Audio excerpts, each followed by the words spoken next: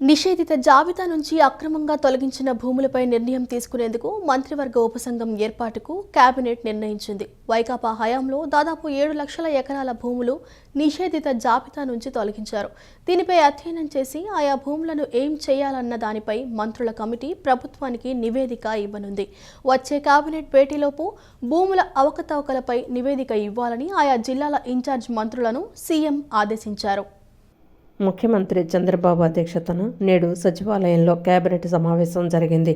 YSR Congress party హయాంలో దాదాపు 7 లక్షల ఎకరాల భూములు నిషేధిత జాబితా నుంచి తొలగించారు. దీనిపై అధ్యయనం చేసి ఆయా భూములను ఏం చేయాలన్న దానిపై మంత్రుల కమిటీ ప్రభుత్వానికి నివేదిక ఇవ్వనుంది. వచ్చే కేబినెట్ భేటీలోపు భూముల అవకతవకలపై నివేదిక ఇవ్వాలని ఆయా జిల్లాల ఇన్ఛార్జ్ మంత్రులను సీఎం ఆదేశించారు. రాష్ట్రంలోని సత్యసాయి, అన్నమయ్య, తిరుపతి జిల్లాల్లో నిషేధిత జాబితా నుంచి భారీగా భూములు తొలగించినట్లు ప్రభుత్వం దృష్టికొచ్చింది. ధాన్యం కొనుగోలుకు 700 కోట్లు రుణం తీసుకోవడంపై ఆమోదం తెలిపారు.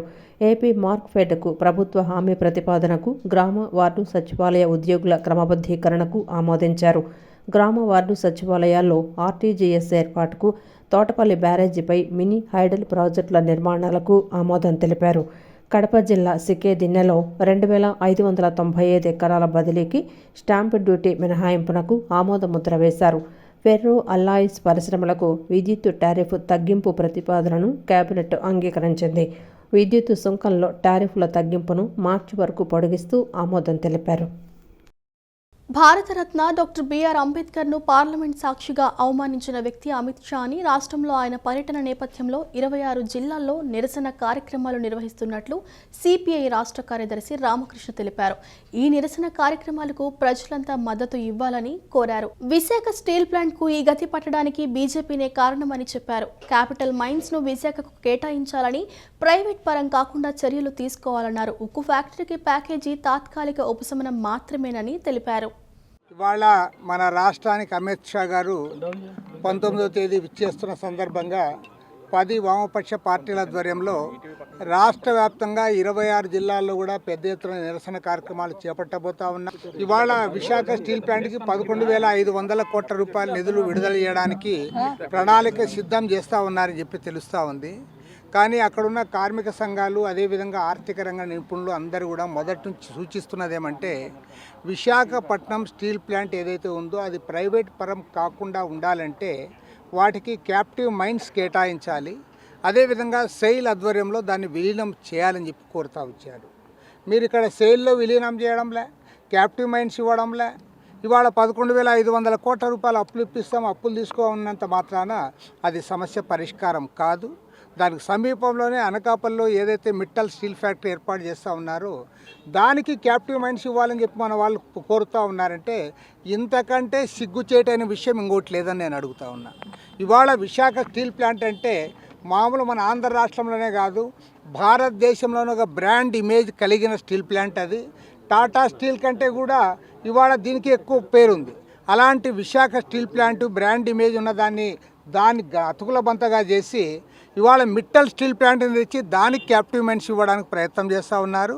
కాబట్టి సమస్య శాశ్వతంగా పరిష్కారం కావాలి, ప్రైవేటైజేషన్ జరగకూడదు. వచ్చే ఆర్థిక సంవత్సరం 2025-26 ప్రారంభంలోనే పలు పథకాలకు శ్రీకారం చుట్టనున్నట్లు సీఎం చంద్రబాబు తెలిపారు. కేబినెట్ భేటీ అనంతరం పలు రాజకీయ అంశాలపై చంద్రబాబు చర్చించారు. తల్లికి వందనం, అన్నదాత సుఖీభవ, మత్స్యకార భరోసా పథకాల అమలుకు సిద్ధం కావాలని అధికారులను ఆదేశించారు. పేదలకు ఇళ్ల స్థలాలు ఇచ్చేందుకు ప్రతిపాదనలు రూపొందించాలన్నారు. పట్టణాల్లో 2 సెంట్లు, గ్రామాల్లో 3 సెంట్లు చొప్పున ఇచ్చేందుకు ప్రతిపాదనలు సిద్ధం చేయాలని ఆదేశించారు. పోలవరం ప్రాజెక్టు డయాఫ్రమ్ వాల్ నిర్మాణం, రాజధాని అమరావతిలో నిర్మాణ పనులు వెంటనే ప్రారంభం అవుతాయని సీఎం వెల్లడించారు. విశాఖ స్టీల్ ప్లాంట్కు జీవం పోసేందుకు కేంద్ర ప్రభుత్వం 11,500 కోట్ల రూపాయల నిధులు కేటాయించడం సంతోషకరమని ఎమ్మెల్యే గద్దె రామ్మోహన్ తెలిపారు. ఈ నిధులతో స్టీల్ ప్లాంట్ పునరుజ్జీవం పొంది లాభాల బాటలో పయనించే అవకాశం ఉందని అన్నారు. స్టీల్ ప్లాంట్కు కావలసిన వనరులను సమీకరించుకునేందుకు ఈ నిధులు ఉపయోగపడతాయని అన్నారు. బందర్ రోడ్డు అశోక్ నగర్లోని ఎమ్మెల్యే గద్దె రామ్మోహన్ కార్యాలయంలో రజకులకు ఇస్త్రీ పెట్టెల పంపిణీ కార్యక్రమాన్ని నిర్వహించారు. ఎమ్మెల్యే గద్దె రామ్మోహన్ 8 మంది రజకులకు ఇస్త్రీ పెట్టెలను పంపిణీ చేశారు. ఆంధ్రుల హక్కుగా ఉన్న విశాఖ స్టీల్ ప్లాంట్ను రక్షించడానికి 11,500 కోట్ల రూపాయలు కేటాయించినందుకు ప్రధానమంత్రి మోడీకి విజయవాడ తూర్పు నియోజకవర్గ ఎమ్మెల్యే గద్దె రామ్మోహన్ రావు ప్రత్యేక కృతజ్ఞతలు తెలిపారు. గత ప్రభుత్వ హయాంలో విశాఖ స్టీల్ ప్లాంట్ అభివృద్ధికి చేసిన కృషి ఏమీ లేదని విమర్శించారు. అంతేకాక ప్రస్తుతం ప్రతిపక్షాలు స్టీల్ ప్లాంట్ ప్రైవేటీకరణ జరుగుతోందని చేస్తున్న ఆరోపణలకు ఈ నిధులు కేటాయింపుతో పులిస్టాప్ పడిందన్నారు. రాష్ట్రంలో కూటమి ప్రభుత్వం ఆధ్వర్యంలో అన్ని రంగాలు అభివృద్ధి దిశగా పయనిస్తున్నాయని ఎమ్మెల్యే గద్దె అన్నారు. విశాఖ స్టీల్ ప్లాంట్ ప్రైవేటు పరం కాకుండా కేంద్ర ప్రభుత్వ అధీనంలో ఉండేందుకు కృషి చేస్తున్న ఏకైక పార్టీ తెలుగుదేశం పార్టీ మాత్రమేనన్నారు. విశాఖ స్టీల్ను రక్షించడానికి మోడీతో మాట్లాడి నిధులు కేటాయించే విషయంలో విశేష కృషి చేసిన రాష్ట్ర ముఖ్యమంత్రి చంద్రబాబు నాయుడు, డిప్యూటీ సీఎం పవన్ కళ్యాణ్, కేంద్ర మంత్రి రామ్మోహన్ నాయుడు తదితరులకు గద్దె రామ్మోహన్ రావు ఈ సందర్భంగా ప్రత్యేక కృతజ్ఞతలు తెలిపారు. ఆ యొక్క స్టీల్ ప్లాంట్ని ఉన్న ఇబ్బందుల నుంచి బయటకు తీసుకురావడానికి సుమారు 10,700 కోట్ల రూపాయలు బ్యాలెన్సింగ్ అమౌంట్గా ఇచ్చి మరలా దాన్ని లాభాల బాటలో నడిపించడానికి చేసే ప్రయత్నం మనస్ఫూర్తిగా ప్రధానమంత్రి గారిని అభినందిస్తున్నాం. అదేవిధంగా దానికోసం కృషి చేసిన చంద్రబాబు గారిని, పవన్ కళ్యాణ్ గారిని ఇద్దరిని కూడా మనస్ఫూర్తిగా అభినందిస్తున్నాం. గతంలో 1999లో కూడా ఇదే పరిస్థితి వస్తే స్టీల్ ప్లాంట్కి ఆ రోజున నేను పార్లమెంట్ సభ్యుడిగా ఉన్నాను. ఎర్రంనాయుడు గారు మాకు పార్లమెంటరీ లీడర్గా ఉన్నారు. చంద్రబాబు గారి యొక్క ఆలోచన ప్రకారం ఎర్రంనాయుడు గారు ఆ రోజున పార్లమెంట్ సభ్యులందరినీ తీసుకెళ్లి ప్రభుత్వం మీద ఒత్తిడి తీసుకొచ్చి స్టీల్ ప్లాంట్ని మనం కాపాడుకోవాలా, అది తెలుగు ప్రజల యొక్క మనోభావాలు దానిలో ఇమిడి ఉన్నాయి అని చెప్పి ఆ రోజున 2,000 కోట్ల రూపాయలు 20 ఏళ్ల క్రితం 2,000 కోట్ల రూపాయలు అంటే అది చాలా పెద్ద మొత్తం ఇచ్చి ఇప్పటివరకు దాన్ని కాపాడుకోవడం జరిగింది.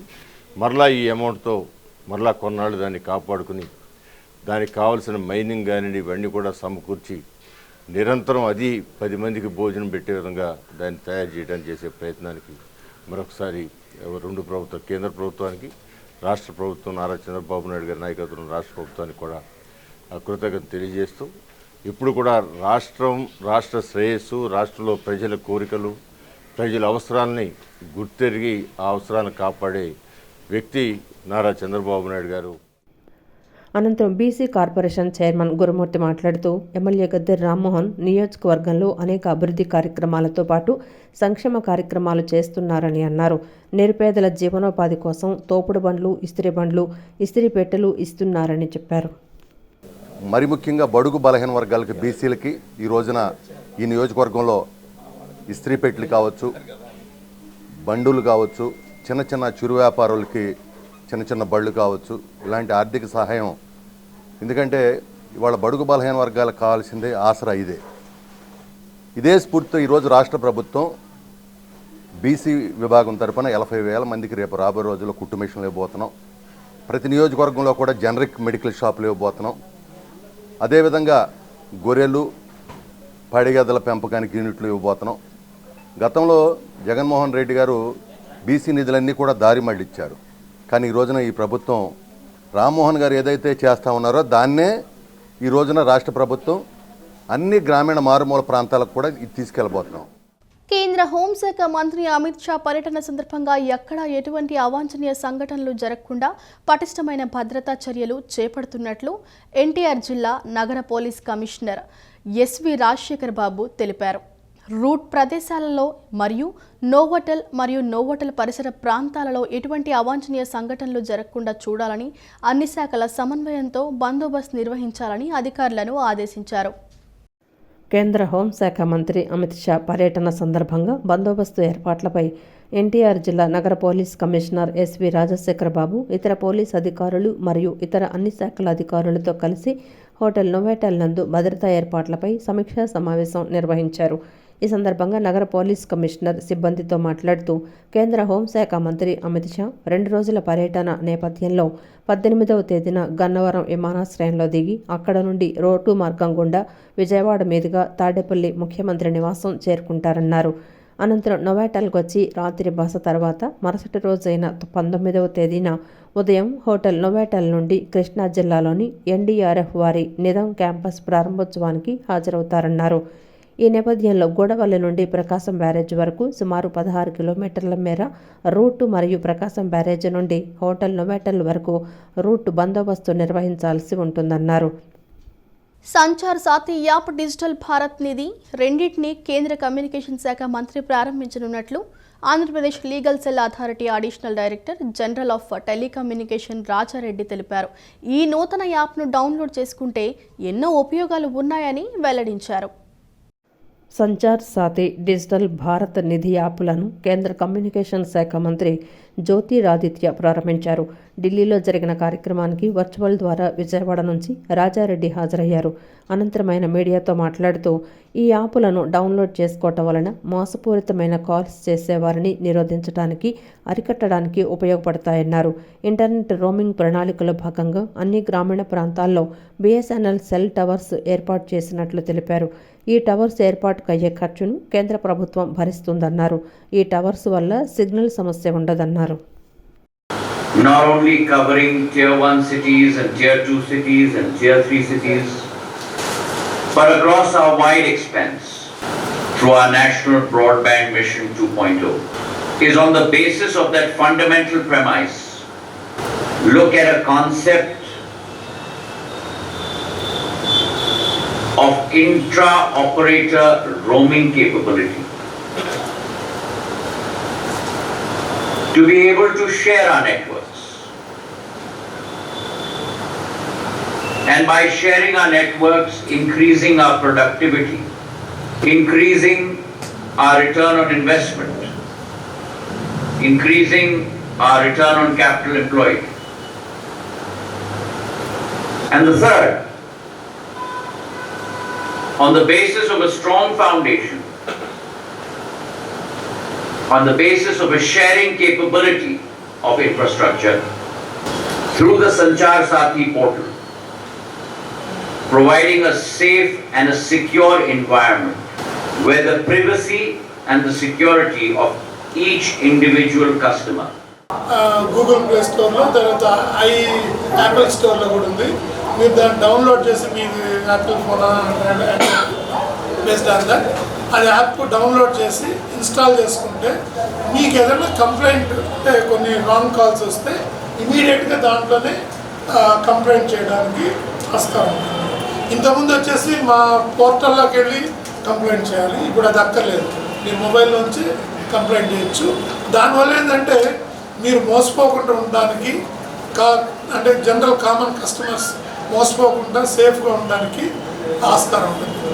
మన సెక్రటరీ టెలికాం గారు చాలా చక్కగా చెప్పారు. 2 కారణాలు చెప్పారు ఆయన, విన్నారు కదా మీరు. 2 కారణాలు ఏంటంటే ఈ మోసాలు జరగడానికి మనకున్న ఆశ లేదా మనకున్న భయం. ఈ ఆశ భయం ఈ రెండింటి వల్లే మోసాలు జరుగుతున్నాయని చెప్పారు. కరెక్టే. మనకు ఆశ భయం 2 లేకపోతే పెద్ద ఎవడు మనం ఏం చేయాలి. కాబట్టి ఇది కామన్ పబ్లిక్కి మీ ద్వారా ప్రజెంట్ చేయాలనే ఉద్దేశంతో మిమ్మల్ని పిలిచాము. తెలుగు ప్రజల ఆత్మగౌరవాన్ని ప్రపంచానికి చాటి చెప్పిన తెలుగుదేశం పార్టీ వ్యవస్థాపక అధ్యక్షుడు నందమూరి తారక రామారావు వర్ధంతి కార్యక్రమాన్ని నియోజకవర్గంలో ఘనంగా నిర్వహిస్తున్నట్లు ఎమ్మెల్యే గద్దె రామ్మోహన్ తెలిపారు. అభాగ్యులను ఆదుకోవడానికి పెన్షన్ విధానాన్ని ప్రవేశపెట్టిన ఏకైక నాయకుడు నందమూరి తారక రామారావు మాత్రమేనని ఆయన అన్నారు. 35 రూపాయలతో ప్రారంభించిన పెన్షన్ నేడు 6,000 రూపాయలకు చేరుకుందన్నారు. ఎన్టీ రామారావు ప్రవేశపెట్టిన ఈ పథకాన్ని కేంద్ర ప్రభుత్వం భారతదేశం అంతటా నేడు అమలు చేస్తుందని అన్నారు. ప్రజా నాయకుడి వర్ధంతి కార్యక్రమాన్ని ఘనంగా నిర్వహించాలని పిలుపునిచ్చారు.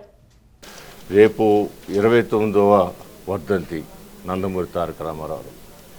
ఈ పార్టీని ఆయన ఒక మంచి సంకల్పంతో స్థాపించిన తెలుగుదేశం పార్టీ ఇవాళ దేశానికే ఆంధ్ర రాష్ట్రంలో ఉన్న తెలుగుదేశం పార్టీ ఒక మార్గదర్శకమైంది. ఆయన ముఖ్యమంత్రి అయ్యే వరకు కూడా పెన్షన్ స్కీమ్ అనేది ఈ భారతదేశంలో లేదు. ఇవాళ ఆ పెన్షన్ స్కీమ్ ఆ రోజు 35 రూపాయలతో స్టార్ట్ అయిన పెన్షన్ ఇవాళ 4,000 రూపాయలు, 6,000 రూపాయలు, 15,000 రూపాయలు ఉందంటే అది రామారావు గారి యొక్క సంకల్పం. ఆ సంకల్పం భారతదేశం మొత్తం కూడా పెన్షన్ ఇచ్చే స్థితికి కేంద్ర ప్రభుత్వం వచ్చిందంటే ఆ సంకల్పం ఎంత గొప్పదో అర్థం ఉంది. అలాంటివి అనేకమైన కార్యక్రమాలు ఉన్నాయి. అలాంటి వ్యక్తి వర్ధంతి కార్యక్రమం ఎప్పుడు కూడా ఆయన పుట్టినరోజు, మరణించిన రోజు కూడా 2 కార్యక్రమాలు ఆయన ఘనమైన నివాళులు అర్పించి ఆయన ఆశయాలు, ఆదర్శాలు ఒకసారి ఆలోచనలకు తీసుకొచ్చి దాన్ని అమలుపరిచే దానిలో ఎంత పటిష్టంగా ముందుకు వెళ్ళాలని ఆలోచన చేసే రోజుగా దాన్ని మేము భావిస్తాం. 36వ జాతీయ రహదారి భద్రతా మహోత్సవాల్లో భాగంగా ఈ నెల 16వ తేదీ నుంచి వచ్చే నెల 15వ తేదీ వరకు రహదారి భద్రతా మహోత్సవాలను నిర్వహిస్తున్నట్లు డీటీసీ మోహన్ తెలిపారు. రవాణా శాఖ కార్యాలయంలో నిర్వహించిన విలేకరుల సమావేశంలో రహదారి భద్రతా వారోత్సవాల పోస్టర్ను ఆవిష్కరించారు. అనంతరం ఆయన మాట్లాడుతూ రాష్ట్రంలో ప్రమాదాల సంఖ్య పెరిగిందని, అందులో ఎన్టీఆర్ జిల్లా ప్రథమ స్థానంలో ఉందన్నారు.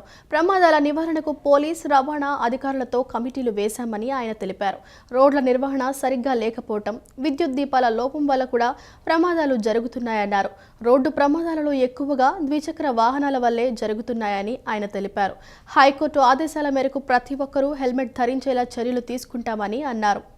3-4 సంవత్సరాలుగా ప్రమాదాలు, ఇంకా నేషనల్ హైవేస్, ఎక్స్ప్రెస్ వేస్ వచ్చిన తర్వాత ప్రమాదాలు ఎక్కువ జరుగుతున్నాయనే భావనతో వారం రోజుల పాటు చేస్తే సరిపోదు, ఇది ఒక నెల పాటు జరపాలని చెప్పి మినిస్టర్ ఆఫ్ రోడ్ ట్రాన్స్పోర్ట్ వారు నిర్ణయించారు. దాంట్లో భాగంగా 2024 సంవత్సరం నుంచి కూడా మనం 1 మంత్ చేస్తున్నాం ఈ ప్రోగ్రాము. మరి దేశవ్యాప్తంగా జనవరి 10వ తారీఖు నుంచి ఫిబ్రవరి 10వ తారీఖు వరకు చేయమని ఇచ్చారు.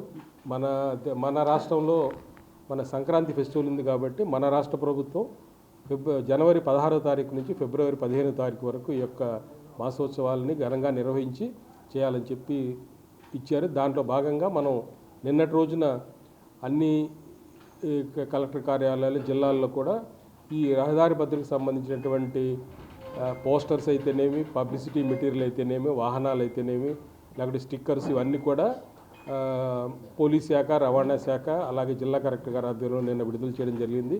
నిన్న కలెక్టర్ గారి క్యాంప్ ఆఫీస్లో ఇనాగరల్ ప్రోగ్రామ్ జరిగింది.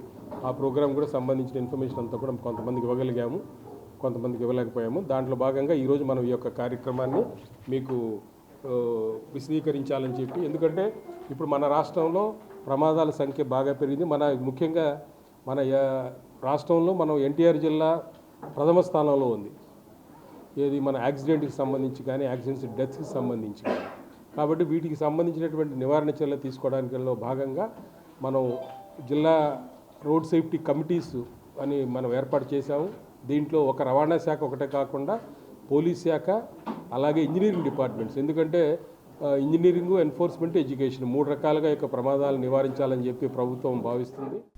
మైసూరు అవధూత దత్తపీఠ అధిపతులు శ్రీ గణపతి సచ్చిదానంద స్వామి, శ్రీ దత్త విజయానంద తీర్థ స్వామి వార్ల దివ్య ఆశీస్సులతో హంసధ్వని చారిటబుల్ ట్రస్ట్ నిర్వహణలో రేపటి నుంచి 23వ తేదీ వరకు శ్రీ సద్గురు త్యాగరాజ స్వామి ఆరాధన మహోత్సవాలను నిర్వహిస్తున్నట్లు కార్యవర్గ సభ్యులు బ్రహ్మశ్రీ డాక్టర్ యనమండ్ర శ్రీనివాస శర్మ తెలిపారు. విజయవాడ పటమట శ్రీ మరకత రాజరాజేశ్వరి క్షేత్రంలో త్యాగరాజ స్వామి ఆరాధన మహోత్సవాలు నిర్వహిస్తున్నట్లు తెలిపారు. త్యాగరాజ స్వామి వారికి వైదిక పద్ధతిలో దివ్యమైన అభిషేకము, పంచరత్న కీర్తనల గానము నిర్వహింపబడతాయని చెప్పారు. తాడిగడప ఎల్వి గార్డెన్స్లోని శ్రీ లక్ష్మీ వెంకటేశ్వర స్వామి దేవస్థానంలో హంసధ్వని చారిటబుల్ ట్రస్ట్ కార్యవర్గ సభ్యులు బ్రహ్మశ్రీ డాక్టర్ యనమండ్ర శ్రీనివాస శర్మ, రాంపల్లి గోపాలకృష్ణ శర్మ, దేవులపల్లి వెంకట అనంతరామ శాస్త్రి విలేకరుల సమావేశం నిర్వహించారు. సమావేశంలో త్యాగరాజస్వామి ఆరాధన మహోత్సవం బ్రోచర్ను ఆవిష్కరించారు. అనంతరం వారు మాట్లాడుతూ మైసూరు అవధూత దత్త పీఠాధిపతులు శ్రీ గణపతి సచ్చిదానంద స్వామివారు మరియు శ్రీ దత్త విజయానంద తీర్థ స్వామివారి ఆశీస్సులతో హంసధ్వని చారిటబుల్ ట్రస్ట్ నిర్వహణలో విజయవాడలోని పటమట శ్రీ మరకత రాజరాజేశ్వరి క్షేత్రమందు శ్రీ త్యాగరాజ ఆరాధన మహోత్సవములు రేపటి నుండి 23వ తేదీ వరకు ఘనంగా నిర్వహిస్తున్నామన్నారు. రేపు ఉదయం 10 గంటలకు త్యాగరాజ స్వామి వారికి వైదిక పద్ధతిలో దివ్యమైన అభిషేకం, పంచరత్న కీర్తనల గానం నిర్వహించబడతాయన్నారు. ప్రతిరోజు సాయంకాలం 5:30 గంటలకు ప్రవచనం, 6:45 గాన, వేణుగాన, హరికథా రూపంలో సంగీత కార్యక్రమాలు జరుగుతాయని చెప్పారు. 20వ తేదీన వర్ధమాన కళాకారులతో అఖండ సంగీత కార్యక్రమం ఉదయం నుండి రాత్రి వరకు నిర్వహించబడుతుందని తెలిపారు. విశేష కార్యక్రమంగా 19వ తేదీన సాయంత్రం 6:45 నుండి త్రయీ విద్యాభూషణ బ్రహ్మశ్రీ యనమండ్ర వేణుగోపాల శాస్త్రి గురువర్యులచే ప్రత్యేకమైన ప్రవచనం ఉంటుందన్నారు. ఈ ఉత్సవం కేవలం సంగీతమే కాక సంగీత సాహిత్య సమ్మేళనంగా శ్రీ త్యాగరాజ స్వామివారి ఆంతరంగాన్ని ఆవిష్కరించేలా జరుగుతుందన్నారు. సమాజంలో ప్రతి అంశాన్ని కూడా సనాతన ధర్మానికి అనుబంధం చెయ్యాలి. ప్రతి అంశము కూడా వైజ్ఞానిక అంశంతో ముడిపడి ఉంది అనే విషయం నిరూపించాలి. మన సనాతన భారతీయ కళలు కానీ విద్యలు కానీ ఎంతో శక్తిని మనకి కలిగిస్తాయి. వాటి ద్వారా మనకి ఎంతో అతీంద్రియ శక్తులు వస్తాయి. అలాగే మన శరీరానికి సంబంధించిన ఆరోగ్యము, జీవితానికి సంబంధించిన సౌఖ్యం కళల ద్వారా ఏర్పడుతుంది అనే విషయం నిరూపించాలి అనే అంశంతో హంసధ్వని చారిటబుల్ ట్రస్ట్ అనేది ఏర్పాటు చేయడం జరిగింది. ఒక సంస్థ. నేను యనమంట శ్రీనివాస శర్మ, హంసధ్వని చారిటబుల్ ట్రస్ట్ వ్యవస్థాపకుని నేను. ఈ ట్రస్ట్ ద్వారా ఎన్నో మహత్తరమైనటువంటి కార్యక్రమాలు, సామాజిక సేవా కార్యక్రమాలు, కళలకు సంబంధించిన కార్యక్రమాలు, ధార్మిక కార్యక్రమాలు జరుగుతున్నాయి. ఇప్పటివరకు కూడా సంగీత కార్యక్రమాలు ఎక్కువ ప్రధానంగా ఈ సంస్థ ద్వారా నిర్వహించడం జరిగింది. అలాంటి కార్యక్రమాల్లో ప్రతి సంవత్సరం కూడా త్యాగరాజ ఆరాధనోత్సవం ఒక విశిష్టమైనటువంటి పద్ధతిలో ఈ కార్యక్రమం చేయడం జరుగుతోంది. సనాతన వైదిక సంప్రదాయ పద్ధతిలో హంసధ్వని చారిటబుల్ ట్రస్ట్చే గత 10 ఏళ్లుగా ఈ కార్యక్రమాలు సనాతన వైదిక పద్ధతిలో నిర్వహింపబడుతూ, అలాగే శ్రీ త్యాగరాజ స్వామివారి అంతరంగాన్ని ఆవిష్కృతం చేస్తూ సంగీత సాహిత్య మేళవింపుగా ఈ కార్యక్రమాలు జరుగుతున్నాయి. అందుకనే ప్రతి సంవత్సరము ఈ కార్యక్రమాల్లో కేవలం సంగీత కచేరీలు మాత్రమే కాకుండా త్యాగరాజ స్వామివారి హృదయాన్ని ఆవిష్కరించేట్లుగా గొప్పవైనటువంటి ధార్మిక ఉపన్యాసాలు, హరికథా రూపములలో కూడా ఈ యొక్క సాంస్కృతిక కార్యక్రమాలు నిర్వహింపబడుతూ ఉన్నాయి. అందులో భాగంగానే ఈ సంవత్సరము శ్రీ మరకత రాజరాజేశ్వరి దేవాలయం పటమట విజయవాడ నగరమందు సంగీత సాహిత్యాలకు ప్రస్తుతం ఉభయ తెలుగు రాష్ట్రాల్లో నడిబొడ్డుగా విలసిల్లుతున్నటువంటి ఈ విజయవాడ నగరంలో చేద్దామని భగవత్ సంకల్పం కలిగింది. అందులో భాగంగానే పేరెన్నిక కలిగినటువంటి కళాకారుల చేత శ్రీ మల్లాది సూరిబాబు గారు, అట్లాగే విష్ణుభట్ల సిస్టర్స్ మోదమూడి సుధాకర్ గారు చెన్నై నుంచి ఈ ట్రస్ట్ నిర్వహించేటువంటి కార్యక్రమానికి ఎంతో సంతోషంగా రావడానికి ఒప్పుకొని ఇక్కడ శృతి సాగర్ గారు కూడా వేణుగాన కచేరీ చేయడానికి ఇక్కడ ఒప్పుకున్నారు. గత 9 ఏళ్లుగా ఈ కార్యక్రమం కొవ్వూరు పరిసర ప్రాంతాల్లో జరపడం జరుగుతుంది. ఈ సంవత్సరమే మొదటిసారిగా విజయవాడ, ఆంధ్రప్రదేశ్ నడిబొడ్డుగా విజయవాడలో జరపడం జరుగుతుంది. ఇందుకు గాను ఈ వేదికని మాకు ఇవ్వడానికి అంగీకరించిన స్వామీజీ గణపతి సత్యనారాయణ స్వామీజీ వారికి మేము ఎంతో కృతజ్ఞత తెలుపుతున్నాం. మొన్న 3వ తారీఖున మా ట్రస్ట్ తరపున గురుదేవులు శ్రీనివాస శర్మ గారు కార్యవర్గ సభ్యులుగా మేమందరం కూడా గణపతి సత్యనారాయణ స్వామి వారిని కలుసుకోవడం జరిగింది. వారి ఆశీస్సులు తీసుకోవడం జరిగింది. వారి ఆశీస్సులతోనే నేడు ఈ కార్యక్రమం రేపటి నుంచి మొదలు పెడతాం. కూటమి ప్రభుత్వం వచ్చాక 52వ డివిజన్లో అభివృద్ధి పనులు వేగంగా జరుగుతున్నాయని డివిజన్ కార్పొరేటర్ ఉమ్మడి వెంకటేశ్వరరావు వెల్లడించారు. గత ప్రభుత్వంలో 52వ డివిజన్ అభివృద్ధి పట్ల అప్పటి ప్రజాప్రతినిధులు, అధికారులు నిర్లక్ష్యం వహించారని స్పష్టం చేశారు. పశ్చిమ నియోజకవర్గం 52వ డివిజన్ హేమాసింగ్ వీధిలో డ్రైన్లు, మెట్లు నిర్మాణ పనులకు నేడు డివిజన్ కార్పొరేటర్ ఉమ్మడి చంటి శంకుస్థాపన చేశారు. భూమి పూజ చేసి పనులను ప్రారంభించారు. ఈ సందర్భంగా చంటి మాట్లాడుతూ సుమారు 13,05,000 రూపాయల నిధులతో హేమాసింగ్ వీధిలోని మెట్లు, డ్రైన్లు నిర్మాణ పనులు ప్రారంభించినట్లు చెప్పారు. గత ప్రభుత్వంలో ఒక అభివృద్ధి పని కూడా 52వ డివిజన్లో జరగలేదన్నారు. కూటమి ప్రభుత్వం వచ్చాక అనేక అభివృద్ధి పనులను చేస్తున్నామన్నారు. ఎమ్మెల్యే సుజనా చౌదరి, ఎంపీ కేశినేని చిన్ని సహాయ సహకారాలతో అభివృద్ధి పనులు వేగంగా జరుగుతున్నాయన్నారు. కొండ దిగువ ప్రాంతంలో పనిచేయటానికి కాంట్రాక్టర్లు వస్తున్నారని, కొండ ప్రాంతంలో పనులు చేయటానికి కాంట్రాక్టర్లు ముందుకు రాకపోవడానికి అనేక కారణాలు ఉన్నాయన్నారు. కొండ ప్రాంతంలో ప్రజల కష్టాలను చూసైనా కాంట్రాక్టర్లు పనులు చేయటానికి ముందుకు రావాలన్నారు. కొండ ప్రాంతంలో పనులు చేస్తున్న కాంట్రాక్టర్లకు ముందస్తుగా బిల్లులు చెల్లించే వెసులుబాటు ఉందన్నారు. కొండ ప్రాంతంలో డ్రైన్లు, మెట్లు నిర్మాణ పనులకు ముందుకొచ్చిన కాంట్రాక్టర్ నరసింహారావును అభినందించారు. మరి ఎమ్మెల్యే గారి సహకారం, అదేవిధంగా ఎంపీ గారి సహకారాలతో ప్రత్యేకమైన శ్రద్ధ తీసుకొని 52వ డివిజన్లో పనులు వేగవంతం చేస్తూ ఉన్నారు. ఎందుకంటే ఇవాళ కింద ప్రాంతంలో ఎవరైనా వచ్చి కాంట్రాక్టర్లు చేస్తారు. కొండ ప్రాంతంలో రావడం అంటే కొద్దిగా ఇబ్బందికరమైన విషయం. ఎందుకంటే అన్ని సమస్యలు కొండ మీదే వాళ్ళకి ఇబ్బందులు ఉంటూ ఉంటాయి కాంట్రాక్టర్లకి. కింద అయితే చక్కచక్క చేసుకుంటూ వాళ్ళు వెళ్ళిపోతారు. మరి కొండ ప్రాంతంలో రావడం కూడా మరి ఈ కాంట్రాక్టర్ పోతున్న నరసరావు గారు రావడం జరిగింది. ఎందుకంటే ఈ కార్పొరేటర్ అనే అతను మాత్రం కొండ ప్రాంతంలో ఏఈలు కానీ ఈలు కానీ అందరూ కష్టపడ్డా కానీ కొండ ప్రాంతం అయితే కొద్దిగా అభివృద్ధి అయితే తక్కువ జరుగుతోంది. ఇప్పుడు ఈ కూటమి ప్రభుత్వం వచ్చాక కొండ ప్రాంతాల్లో ఎక్కువ అభివృద్ధి జరుగుతూ ఉంది, జరగాల్సిన అవసరం కూడా ఉంది. ఎందుకంటే ఎన్నో సమస్యలతో సతమతం అవుతూ ఉంటారు కొండ ప్రాంత ప్రజలు. వారందరికీ కూడా సహకారం, మెట్లు వాళ్ళు ఏం అడగట్లా, మంచినీళ్ళు, మెట్లు, లైటింగు, కాలువలు, మనం ఈ 4 ఇచ్చినట్లయితే వాళ్ళు ఎంతో ప్రతిరోజు పండగలకి. ఈ కార్యక్రమంలో AE Ramakrishna, ward amenities secretary Venkatesh, contractor Pothula Narasimha Rao, Amara Gopalakrishna, Ravicharla చంటి, నరేంద్ర, గుండు శ్రేణు, సుబ్బారావు తదితరులు పాల్గొన్నారు. కూటమి ప్రభుత్వంలో రైతులకు ఇచ్చిన ఒక్క హామీని కూడా అమలు చేయలేదని ఏపీ రైతు సంఘం నాయకులు వై కేశవరావు విమర్శించారు.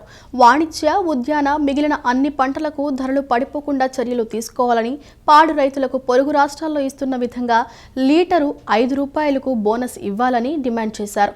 రైతు నాయకులు వాలే సింగ్ 47 రోజులుగా చేస్తున్న నిరాహార దీక్షను పట్టించుకోకపోవడం, రైతు సంఘాలతో కేంద్రం చర్చించకపోవడం శోచనీయమని అన్నారు. కేంద్ర ప్రభుత్వం రైతు సంఘాల డిమాండ్స్ ఆమోదించాలని, వాలే సింగ్ దీక్షను విరమింప చేయాలని, రాష్ట్ర ప్రభుత్వం రైతులకు ఇచ్చిన హామీలను అమలు చేయాలని డిమాండ్ చేస్తూ ఆంధ్రప్రదేశ్ రైతు సంఘం ఆధ్వర్యంలో విజయవాడ అలంకార్ ధర్నా చౌక్ వద్ద ధర్నా చేపట్టారు. ధర్నాలో రైతు సంఘాల నాయకులు వై కేశవరావు మాట్లాడుతూ రాష్ట్ర ప్రభుత్వం రైతులకు ఇచ్చిన ఒక్క హామీని అమలు చేయలేదని విమర్శించారు. రైతులకు పెట్టుబడి సాయం 20,000 విడుదల చేయాలని డిమాండ్ చేశారు. రైతు భరోసా ఇస్తామని అధికారంలోకి వచ్చిన కూటమి ప్రభుత్వం 8 నెలలు గడుస్తున్నా అమలు చేయకపోవటం దుర్మార్గమని అన్నారు. వాణిజ్య, ఉద్యాన, మిగిలిన అన్ని పంటలకు ధరలు పడిపోకుండా చర్యలు తీసుకోవాలని అన్నారు. పాడి రైతులకు పొరుగు రాష్ట్రాలలో ఇస్తున్న విధంగా లీటర్ 5 రూపాయల బోనస్ ఇవ్వాలని డిమాండ్ చేశారు. రాష్ట్రంలో రైతులకు ఇచ్చిన హామీలను అమలు చేయాలని డిమాండ్ చేశారు. ఇటు మోడీ ప్రభుత్వం రైతులకు ఇచ్చిన హామీలకు భిన్నంగా వ్యవహరిస్తోందని మండిపడ్డారు. విశాఖపట్నం జిల్లాలో కేంద్రంగా 5 జిల్లాల్లో రైతాంగం తీవ్రమైనటువంటి ఆందోళన చేస్తూ ఉన్నారు. అక్కడ ఆ సంఘం డైరీ వారు ఆవు పాలకి ధరను తగ్గించి వేశారు 4 రూపాయలు. ఇప్పటికే రైతు గిట్టుబాటు కానీ స్టేజ్లో ఉంటే ధర తగ్గించి వేశారు. మరి రాష్ట్ర ప్రభుత్వం పొరుగు రాష్ట్రాలన్నీ కూడా అటు మహారాష్ట్ర, తమిళనాడు, కేరళ, కర్ణాటక, తెలంగాణ అన్ని రాష్ట్రాలు లీటర్కి 5 రూపాయల చొప్పున బోనస్ ఇస్తూ ఉన్నాయి ప్రాజెక్టులు ఇచ్చే ధరకు అదనంగా. కానీ మన రాష్ట్ర ప్రభుత్వం ఇవ్వట్లేదు. దాన్ని కూడా వెంటనే ఇవ్వాలని చెప్పి డిమాండ్ చేస్తూ ఉన్నాం. ఈ రకంగా రాష్ట్రంలో రైతాంగం ఎదుర్కొన్నటువంటి సమస్యలన్నిటి పరిష్కారం కోసం వెంటనే రాష్ట్ర ప్రభుత్వం పూనుకొని వాటిని పరిష్కరించాలని చెప్పి ఈ రోజున ఆంధ్రప్రదేశ్ రైతు సంఘం ఆందోళన చేపట్టింది. మరొక విషయం, కేంద్రంలో ఆ మోడీ ప్రభుత్వం రైతులకు ఇచ్చిన వాగ్దానాలకు భిన్నంగా వ్రాతపూర్వకంగా ఇచ్చిన హామీలు కూడా అమలు పరచకుండా మళ్ళా తిరిగి అవే విధానాలను తీసుకొచ్చి పెట్టేందుకు చర్యలు చేపట్టింది. 52 రోజుల నుంచి రైతు సంఘ నాయకుడు దల్లేవాల్ ఆమర నిరాహార దీక్ష పెట్టారు. 52 రోజులు అయినప్పటికీ, సుప్రీంకోర్టు చెప్పినప్పటికీ ఇప్పటివరకు ఖాతరు చేయకుండా, ఆ సమస్యలను పరిష్కరించడానికి అవసరమైన వాతావరణం కల్పించకుండా, రైతు సంఘాలతో చర్చించకుండా మౌనం వహిస్తుంది. ఇది సరైంది కాదు. వెంటనే రైతు సంఘాలతో చర్చలు సాగించాలా, ఆ డిమాండ్లు ఆమోదించాలా. సంగీత సన్మాన మండలి సంస్థ ఆధ్వర్యంలో నిర్వహిస్తున్న సద్గురు శ్రీ త్యాగరాజస్వామి ఆరాధన సంగీత ఉత్సవాలు వీణుల విందుగా కొనసాగుతున్నాయి. ఉత్సవాల్లో భాగంగా నేడు 18 బృందాలు కచేరీలు చేశాయి. ఉదయం పొన్నపల్లి రామభగవాన్ గాత్రంతో ప్రేక్షకులను మంత్రముగ్ధులను చేశారు. వారికి వయోలిన్పై బివిఎస్ శ్రీకృష్ణ, మృదంగంపై ఏ దినేష్ సహకారం అందించారు. అనంతరం హైదరాబాద్కు చెందిన కె పద్మశ్రీ కచేరీ చేశారు. వారికి వయోలిన్పై లోల జయరాం, మృదంగంపై ఎస్ఏ ఫణిభూషణ్ సహకరించారు. ఈ కచేరీలు శ్రోతలను కట్టిపడేశాయి. కార్యక్రమాన్ని మోతుముడి సుధాకర్ పర్యవేక్షించారు.